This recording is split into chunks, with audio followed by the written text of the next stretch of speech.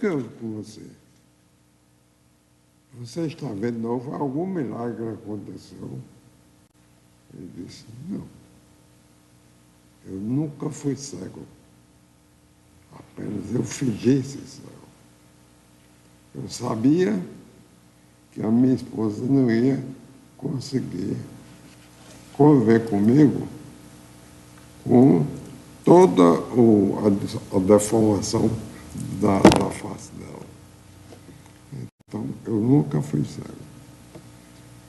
E isso ressalta exatamente a imagem de uma pessoa que tem um amor incomensurável a ponto de fingir de maneira que não constrangeça a própria esposa. Ele foi 20 anos de amor, ele disse, de paixão. Então, eu acho que a maior lição desse curto acontecimento que eu acabei de relatar retrata exatamente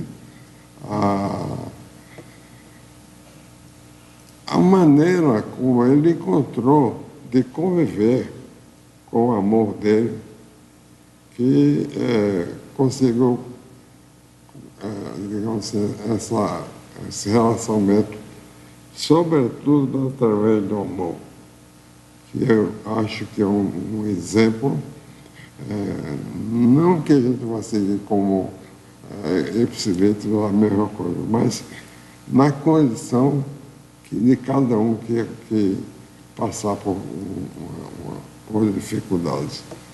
Quer dizer, dificuldades nós temos todos, afinal, nós estamos numa etapa em que a predominância do mal é bem conhecida, todos sabemos. E então, Deus, através de seu Filho Cristo, nos chegou e transmitiu a principal palavra que se transforma em atitudes sutis ou materiais do amor. Então, reflitamos todos sobre esse pequeno relato para que nós possamos pôr em prática em todas as ocasiões do cotidiano, agradecendo sempre o que nos acontece e façamos sempre como expressar de um modo pessoal, mas sublimemente e realmente através do amor. Muito obrigado. Muito bom exórdio, Marcos, e de grande ensinamento a mensagem trazida para todos nós. Agora queremos animar Bezerra com o tema Bem-aventurado dos pobres. Que Deus te proteja. Amém. A nós todos. Boa noite, que Jesus nos abençoe. Pois é, este tema, ele é bem polêmico, é assim, muito difícil, mas eu estava pensando que trazer para o nosso estudo de hoje, na verdade, deveria ser uma palestra, mas como eternos estudantes que somos, eu trago aqui uma proposta de uma reflexão. Tempos atrás, faz muito tempo, lá no Redentorista, eu estava assistindo uma aula de religião, e um padre entrou em polêmica com uma estudante que era evangélica, sobre pobre de espírito, bem-aventurados pobres de espírito. Eu não lembro da polêmica, não vem aqui ao caso, mas eu lembro que eu era muito nova e isso me chamou a atenção, porque eu diria que não teve vencedores nem vencidos, nem ninguém convenceu a ninguém. Porém, ao longo dos tempos, isso chama atenção. Bem-aventurados os pobres de espírito. Está em São Mateus, capítulo 5, versículo 3. E também se encontra no Evangelho, no capítulo 7 do Evangelho segundo o Espiritismo, de Allan Kardec. Eu estava vendo um estudo da FEB com Haroldo Dutra e achei interessante e tomei a liberdade de trazer um pouco do que ele falou. Peguei aqui uma tradução que ele fez para trazer aqui para nós. Porque Jesus disse, bem-aventurados os pobres de espírito. O que é que um pobre de espírito tem para oferecer? A gente pode pensar. O que é pobre de espírito ou pobre em espírito? Né? É aquele cretino, aquele que não sabe nada? Não, porque ele não tem o que nos oferecer. Então, o que seria isso? Aí, Haroldo Dutra começa dizendo que existe uma questão linguística, né? Dificuldade linguística. Mas nós perguntamos, será que esse termo está também no Velho Testamento? Sim, ele se encontra no Velho Testamento. Ele está em Isaías 66, 2. Ele diz, tudo isto foi a minha mão que fez, tudo isto me pertence. Eis para quem estão voltados os meus olhos, para o pobre, para o abatido, para aquele que treme diante de minha palavra. E o que seria o abatido? Abatido é aquele que está curvado, quebrantado, contrito ao peso de algum fardo. Aí eu diria, trazendo para o espiritismo, a gente que muito erra, né? E que tem que reencarnar muitas vezes para purgar as nossas imperfeições. Então, a gente começa se arrependendo, aí depois vem expiando, mas só a expiação não basta. A gente tem que reparar. Mas quando a gente está expiando, a gente sofre e não sabe por que sofre. Mas aquele que sofre com resignação, ele fica curvado. Então, tudo leva a crer que o pobre de espírito é aquele que aceita a sua cruz sem reclamar, que resolve resgatar com amor e com sabedoria, né? Mas ele diz mais. Está também em Isaías 57, 15. Porque assim diz aquele que está nas alturas, em lugar excelso, que habita a eternidade e cujo nome é santo. Quem? Deus, né? Eu habito em lugar alto e santo, mas estou junto com o humilhado e desamparado, a fim de animar os espíritos desamparados, a fim de animar os corações humilhados. Interessante, né? Muito forte, né? Mas esse Isaías 57, 15, aí é onde eu entro com Haroldo Dutra. Peguei a cola dele. No Targum, a tradução aramaica, porque eles falavam em hebraico, era como a gente, alguns de nós ainda alcançou os padres falando em latim, mas a gente fala o português, mas eles falavam em latim. Então, eles lá falavam, mas as pessoas traduziam para o aramaico, porque Jesus viveu naquela época e onde ele viveu, as pessoas falavam em aramaico. Então, a tradução em aramaica diz o seguinte: os céus são o trono de minha glória e a terra é o apoio para os meus pés. Qual a casa vocês poderão construir diante de mim? Aí ele diz aqui que Isaías estava falando isso, estava dizendo que Yahvé, que Deus dizia isso, exatamente se contrapondo às oferendas que eles ofereciam naquela época. Nós sabemos que eram animais e tudo mais, né? Aí ele diz: e qual o lugar para a morada de minha presença? Logo, né? Para que grandes templos suntuosos, se tudo é do Pai, né? Pois o meu poder se realizou nisso, no céu e na terra. Não existe tudo isso? Não existem os céus e a terra, né? Eu, porém, digo, nisto consiste a minha vontade, olhar para o pobre contrito de espírito. Tá aqui. Aí Jesus falou que não veio destruir a lei e sim cumpri-la. Aí vem Jesus e diz, né? Essa passagem belíssima, que é uma das partes do Sermão do Monte. Aí, como Sermão do Monte, eu não poderia deixar de citar este livro maravilhoso, A Boa Nova, de Humberto de Campos, com Francisco Cândido Xavier. Aí aqui nós temos, de novo, encontramos os pobres de espírito.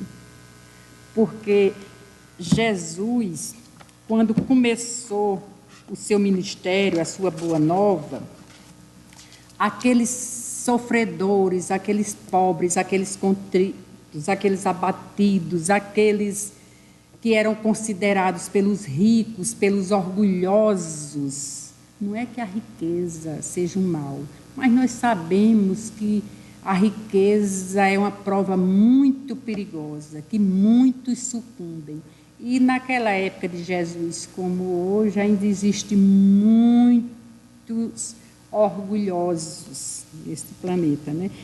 Então, naquela época, esses contritos, esses abatidos, procuravam, inclusive, os apóstolos, para quererem saber mais da Boa Nova, do reino dos céus. Aí um grupo procurou exatamente o cobrador de impostos, né? Para querer saber do que Jesus estava ensinando, porque eles tinham assistido uma palestra de Jesus e tinham gostado. Então vieram procurar exatamente aquele Levi. Levi era rico, né? Levi era um cobrador de impostos, era o único discípulo de Jesus que era rico. Digamos que ele se destacava entre os outros, porque os outros eram todos humildes. Aí, quando esses enfermos estavam descendo de Corazim, de Magdala, de Betsaida, de Dalmanuta e de outras aldeias, todas para Cafarnaum, queriam escutar Jesus. Mas um pequeno grupo procurou Levi e entre eles estavam alguns que ele conhecia. Aí Levi diz que realmente que as informações sobre o Evangelho, que o Evangelho precisaria de pessoas que contribuíssem, que ajudassem com a Boa Nova. Porém, ele diz aqui, sabe? Deixa eu ver o nome do rapazinho que ele diz. Aí ele começa a dizer dos amigos: tu, o que podes fazer pelo reino dos céus, aleijado como és? E tu, Áquila, que foste abandonado por tua família. Aí começa a dizer os defeitos de cada um, né? Nada podes fazer pelo reino dos céus. E eles saíram abatidos, tristes, né? Claro, esperavam uma palavra de conforto, e o que a Levi diz, né? Deixa eles tristes, abatidos. Pafos, então, ele diz: Pafos, com tuas aflições, o que podes fazer pelo reino dos céus? E em seguida, Jesus chega na casa de Levi. Chega com André. E eles começam a conversar, Jesus, André e Levi vai contar para Jesus, achando que Jesus ia achar interessante o que ele tinha dito. Aí Jesus escuta, e sabe o que é que Jesus diz? Jesus escuta, dá uma risadinha, aí ele diz, e só lembrando, isto aqui foi escrito em 40, porém, retrata o cristianismo dos primeiros tempos. São as histórias de Jesus, que o grande apóstolo Chico Xavier psicografou através de Humberto de Campos. Mas está aqui, é um livro belíssimo. Aí Jesus diz, no entanto, Levi, precisamos amar e aceitar a preciosa colaboração dos vencidos do mundo. Se o Evangelho é a boa nova, como não há de ser a mensagem divina para eles, tristes e deserdados da imensa família humana? Os vencedores da terra não necessitam de boas notícias. Nas derrotas da sorte, as criaturas ouvem alto a voz de Deus. Aquela história que Leon Denis já dizia, que Deus chamou através da lei de amor, o homem não entende, não atende. Aí Deus chama através da dor, o homem entende e atende. Só aqui que Jesus está dizendo, né? Já observaste algum vencedor do mundo com mais alta preocupação do que a de defender o fruto de sua vitória material? Aí Jesus vai lá na frente, aí ele continua a conversa com Levi, aí lá na frente ele diz, até que a esponja do tempo absorva as imperfeições terrestres, através de séculos de experiências necessárias, os triunfadores do mundo são pobres seres que caminham por entre tenebrosos abismos. É imprescindível, pois, atentemos na alma branda e humilde dos vencidos. Alma branda e humilde dos vencidos, né? Aí lá na frente ele diz, esses quebraram os elos mais fortes que os acorrentavam às ilusões e marcham para o infinito do amor e da sabedoria. Pura reencarnação, né, gente? Ele está falando aqui das sucessivas reencarnações, onde o ser, o espírito, depois, quando se arrepende, que descobre que tem que expiar e reparar, ele aceita e ele vem humilhado, abatido. Porque o que é ser humilhado? Né? É uma pessoa se humilhar diante de Deus. Né? É aceitar as vontades de Deus, é não ser revoltado contra as leis de Deus, é aceitar o seu destino. Muitas vezes, todos nós, quando estamos no mundo espiritual, pedimos determinadas provas e quando chegamos aqui, esquecemos, no fardo de carne a gente esquece o que prometeu cumprir e sucumbe muitas vezes. Aí os espíritos superiores dizem que uma das provas mais difíceis é a prova da riqueza, do poder. Por quê? Porque ela fascina.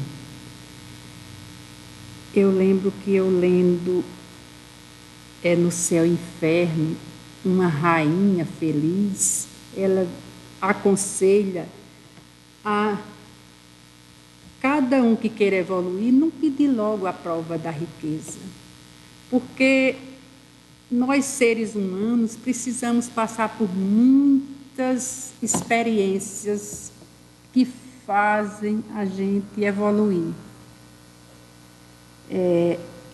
Não é uma regra geral para todos, mas que a gente precisa passar por algumas. Da pobreza, muitas vezes do abandono, da falta de amor, como esse Áquila, né? Que tinha sido abandonado pela família. Imagine que prova esse deserdado, esse pobre de espírito, esse pobre em espírito estava passando. No entanto, ele estava procurando a Jesus. E Jesus desce. Depois chega Pedro, João. Eles descem todos para Cafarnaum, no fim da tarde, vão para um monte e narra Humberto de Campos que estava tudo verde, muito bonito, e Jesus diz pela primeira vez as bem-aventuranças. E entre essas bem-aventuranças está essa: bem-aventurados os pobres de espírito, porque é deles o reino dos céus. Né? E como eu estava dizendo, a prova da riqueza, como é difícil, porque muitos seres se acham tão importantes naquela época como hoje, que se acham deuses. E eles não gostam nem de pensar que exista um ser superior a eles. Por isso que negam a Deus. Então, essa negação não deixa de ser uma revolta contra as leis de Deus. São os revoltados. E eu lembro aqui de um livro que, quando eu li, me chamou muito a atenção, era O Exilado, de Hermínio C. de Miranda. O Exilado é um livro muito bonito. Ele narra alguns espíritos que ele teve a oportunidade de doutrinar. E são espíritos que nem eram maus no momento, nem bons, tinham estacionado. Coração, e o exilado era aquele coração enrijecido, frio, como gelo. Ele tinha vindo do sistema de Capela, veio para cá, se misturou muito com os seres da terra, muito errou, um espírito muito inteligente e que se encontrava na erraticidade e que não aceitava nem reencarnar. Não aceitava, negava a Deus, negava tudo. E é muito bonito a conversa que Hermínio tem com ele. Hermínio dizendo: você conviveu com todos aqueles sábios de Atenas, né? Seres precursores do espiritismo, nós sabemos que muitos eram, e, no entanto, você está ainda nessa condição. E ele, muito endurecido, está aqui nos ricos, que Jesus fala, né? Os ricos do mundo, eles não precisam de mais nada, eles têm a si próprios, eles por si só se bastam, eles se acham o máximo. Por isso que ele se volta naquele momento para os pobres de espírito. Aí, vindo para o capítulo 7 do Evangelho segundo o Espiritismo, Allan Kardec confirma o mesmo que foi dito aqui, que Jesus põe a humildade como virtude que aproxima de Deus, e o orgulho afasta de Deus. O orgulho está entre os vícios que dele afasta as criaturas. Por quê? O orgulho exacerbado gera o egoísmo. E Allan Kardec, em outros pontos, mostra que o egoísmo é a chaga da humanidade. Porque a pessoa egoísta, ela só vê a si própria. Ela não está preocupada com a situação do planeta, ela não está preocupada com o que Marcos acabou de narrar aqui, que foi interessantíssimo, veio ao encontro do que eu trouxe na noite de hoje, né? O amor, esse casal que você cita, está aqui, os pobres de espírito, bem-aventurados os pobres de espírito. Pense no amor grande desses dois. Um espírito que passa a se comportar como cego para não humilhar o ente querido que estava deformado. E só se revela que tinha plena luz quando o ser amado desencarna. São espíritos que vêm evoluindo. Então, nós temos muitos, a gente vê muitas vezes pessoas simples, mas que têm um coração enorme. E o fato de ter vindo humilde, muitas vezes como agricultor, muitas vezes analfabeto, não quer dizer que ele está naquela encarnação como analfabeto. Mas ele pode ter um grande cabedal, um grande conhecimento. Pode, em vidas pregressas, ter sido um rico orgulhoso, mas em um determinado momento despertou e vem refazendo o caminho. Porque é isso que todos, mais cedo ou mais tarde, terão que fazer. Só que, como Jesus dizia, não adianta jogar pérola aos porcos, porque é que nós vamos nos preocupar exacerbadamente com alguém que não quer nem acreditar que Deus existe. É gastar energia à toa. Então, vamos nos voltar para os simples, para os humildes, porque, gente, não é só o rico que é orgulhoso, não. Existem pobres que não são pobres de espírito. Existem pobres que são miseráveis mesmo, que são tão pobres que são orgulhosíssimos. O orgulho, a vaidade exacerbados. Então, tudo é relativo. Tudo é relativo, é questão de fórum íntimo, de reforma íntima de cada um. Agora, sabemos que a riqueza é uma prova muito difícil, né, de ser enfrentada. Então, humildade é ato de submissão a Deus e o orgulho é a revolta contra Ele. Meu Deus, por que tanta revolta, né? E Allan Kardec, quando estava lá no capítulo 6, nós passamos do 7 para o 6, ele, entrevistando o Espírito de Verdade, o Espírito de Verdade diz: o fraco, os sofredores e os enfermos são meus filhos prediletos. Vinde a mim, vós que sofreis, e vos achais oprimidos, e sereis avaliados e consolados, aliviados e consolados, né? Não basta só sofrer, é o sofrer e o saber sofrer, né? Oprimido, curvado sob o peso da dor, aceitando aquela dor, sabendo que tem algum motivo de ser. Quantas vezes nós chegamos lá na FAP, encontramos situações muito difíceis e nós dissemos: nós não sabemos nada, mas Deus sabe tudo.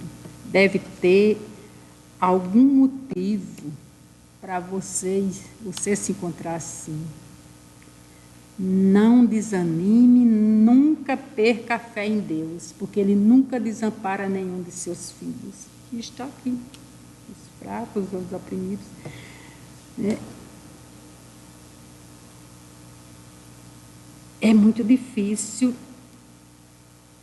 a pessoa que está sofrendo, cheia de dor, mesmo assim, acreditar que existe um propósito. Mas se aquele espírito já resolveu fazer a reforma, já resolveu evoluir, se ele é submisso às vontades de Deus, ele não se revolta, ele não se lastima, ele não fica dizendo impropérios contra Deus. Ele, quanto mais sofre, mais ora, mais pede ajuda. E a ajuda vem, porque muitas vezes ele não fica bom aqui, mas ao desencarnar é amparado, é acolhido, porque o que é uma encarnação diante da eternidade, né? E Caibai Schutel, no livro Parábolas e Ensinos de Jesus, ele diz: Deus quer espíritos ricos de amor e pobres de orgulho. Ricos de amor, que Marco falou aqui, e pobres de orgulho. Né? Por quê? Porque a gente tem que trabalhar as paixões, a gente tem que fazer a reforma íntima, a gente tem que procurar diminuir os vícios. A cada encarnação a gente vai trabalhando um pouquinho para se melhorar, para ser cada vez mais pobre em espírito, né? Ou seja, um espírito humilde, que aceita as vontades de Deus. A pobreza de paixões, né? E ser rico de amor, esse é que é ser pobre de espírito. Eu sou pobre de paixões, o que é muito difícil ainda, né? Mas nós chegaremos lá, todos nós. Pobre de vícios, pobre de egoísmo, pobre de orgulho, e ter uma riqueza de bons sentimentos, porque são os bons sentimentos que ajudam a cada um de nós caminhar para a frente e para o alto. Sabe por quê, gente? Porque nós precisamos trabalhar as duas asas, a asa do conhecimento e a asa da sabedoria. Conhecimento e sabedoria. Que adianta ter só conhecimento e se revoltar contra Deus, né? O sábio é aquele que, mesmo sabendo muito, diz: eu só sei que nada sei. Ele não procura se contrapor ao outro, não procura mostrar que sabe mais do que o outro. É humilde. O verdadeiro sábio, ele é humilde. E Emmanuel, através de Chico Xavier, no livro Pensamento e Vida, ele diz: pobre de espírito é aquele que se reconhece pequeno diante do universo. Pronto, fechou, né, gente? Pobre de espírito é aquele que se reconhece pequenininho diante do universo. Aí eu uma vez aqui assistindo palestras, mais de uma vez, eu lembro muito bem de uma vez que Moema trouxe palestra que falava das nebulosas. Eu me senti tão pequena, eu digo: meu Deus, como é que existe toda essa infinitude aí no universo e a gente acredita que só existe vida no planeta Terra? Que seres orgulhosos que somos os que pensamos assim. Como eu sou pequena diante do universo, como eu sou pobre de espírito diante do universo, diante de Deus, diante dessa maravilha de uma noite estrelada, e rica de alegria por ser pobre de espírito, por conhecer a doutrina espírita e por estar aqui tentando evoluir. Muito obrigada a todos vocês. Muita paz.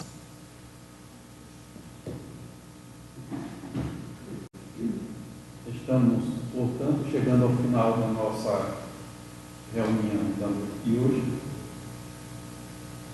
E vemos agora a conclusão da palestra de Arimar.